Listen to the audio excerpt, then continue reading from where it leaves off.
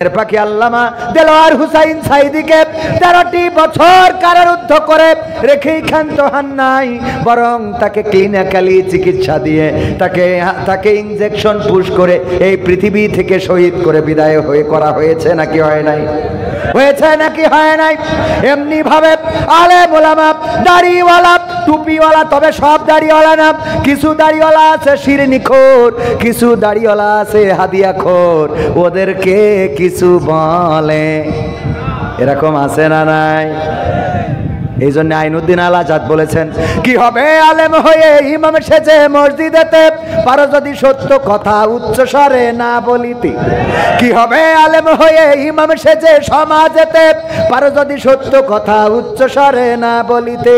চাকরির ভয় করো যদি ছেড়ে দাও ইমামতি, চাকরির ভয় করো যদি ছেড়ে দাও ওই না গদি। কি হবে ধোঁকা দিয়ে আল্লাহকে, কি হবে ধোঁকা দিয়ে আল্লাহকে, কি হবে বেঁচে থেকে অযথা বিদ্যা শিখে যদি না গড়তে পারি শোষণবিহীন সমাজটাকে। কি হবে বেঁচে থেকে, ঠিক না? গানটি লিখেছিলেন আইনুদ্দিন আল আজাদ রহমাতুল্লাহ আলাইহি।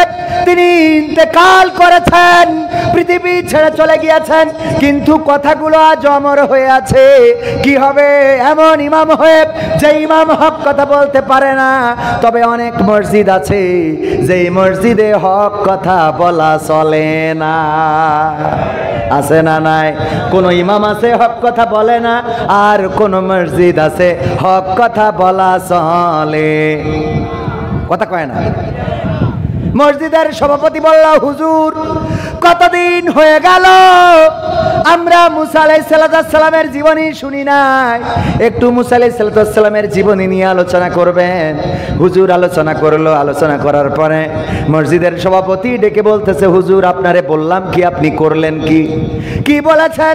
আমি বললাম মুসা আলাইহিস সালামের জীবন নিয়ে আলোচনা করতে, আপনি কি করলেন? কয় আমি তো মুসা আলাইহিস সালামের জীবন নিয়ে আলোচনা করেছি। কয় কি করে মুসা আলাইহিস সালামের জীবন নিয়ে আলোচনা করলেন? আপনি তো দেখলাম ফিরাউনের জীবন নিয়ে পড়েছিলেন, কথা কয় না।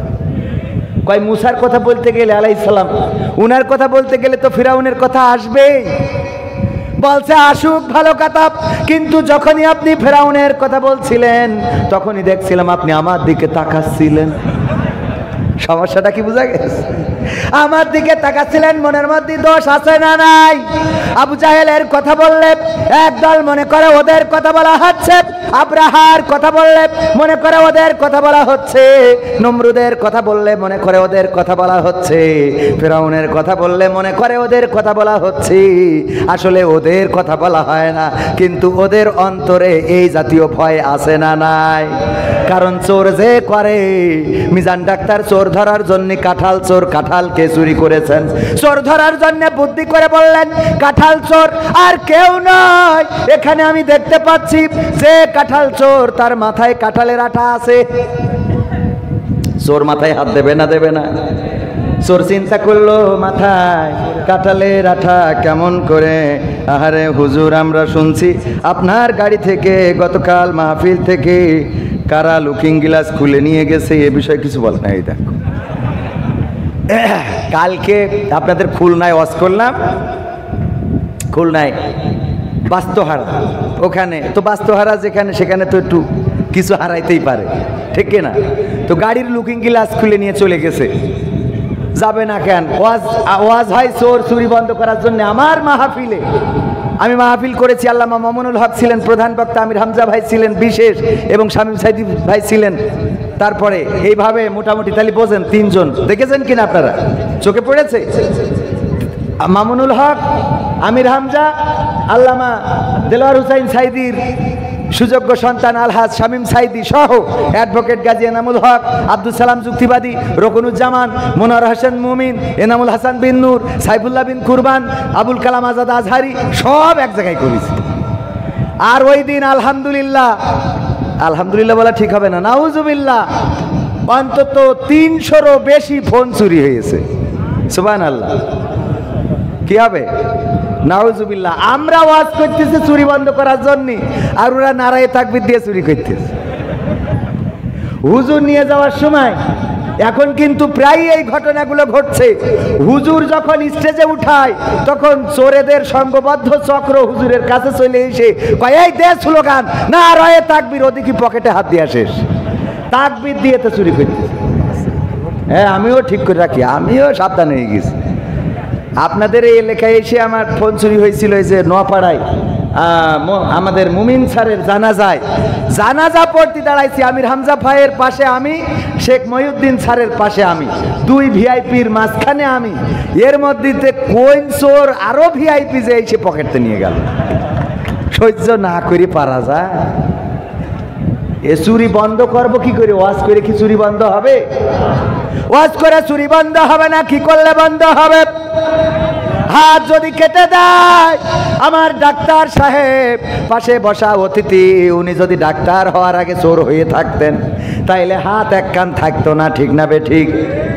স্টেজে এসে সামনে বসতেন না পিছনে বসতেন, যে সামনে দেখে ভাববে। এবার যদি জোর করে সামনে দিত তাইলে বলতো দেখো ডাক্তার কিন্তু একদা চোর ছিল, ঠিক না বে ঠিক? আমি যদি ওয়াজ করতাম, ভাইয়েরা আমার দয়া করে কেউ চুরি করবেন না, চুরি করা গুনাহের কাজ। আর কোরআনের আইন কায়েম হয়েছে বাংলাদেশে, কেউ যদি চুরি করে হাতের কবজি থাকবে না, তাই কেউ দয়া করে চুরি করবেন না। এই বুসা হাত দিয়ে যদি ওয়াজ করতাম, আপনারা বলতেন হুজুর আপনার হাতের কবজি কই? আমি বলতাম আমার আব্বা আখ লাগিয়েছিল, গ্যান্ডারি কুইশাল, ওই আখ আমি মেশিনে ঢুকাচ্ছিলাম, ঢুকাতে ঢুকাতে ঘুম এসেছিল আর হাতও ঢুকে যেয়ে রস হয়ে পাটালি হয়ে গেছে, এই জন্য কেটে দিয়েছে। আপনারা বাড়ি যাওয়ার সময় এই যুবকেরা বলতো যাই বলো তাই বলো, হুজুর কিন্তু যশোরের চোর ছিল, ঠিক না বেঠে?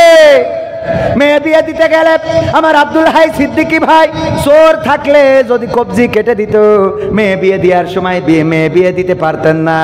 আর যারা ভোটে দাঁড়ায় ওরা তিরানের চাল যদি মেরে খাইতো, আর ধরা খাওয়ার পরে যদি কবজি কেটে দিত, তাইলে এই যারা চেয়ারম্যান মেম্বার এমপি মন্ত্রী হয়েছে এদেরকে পরবর্তী টার্মে আর প্রার্থী হইতে দেখা যেত।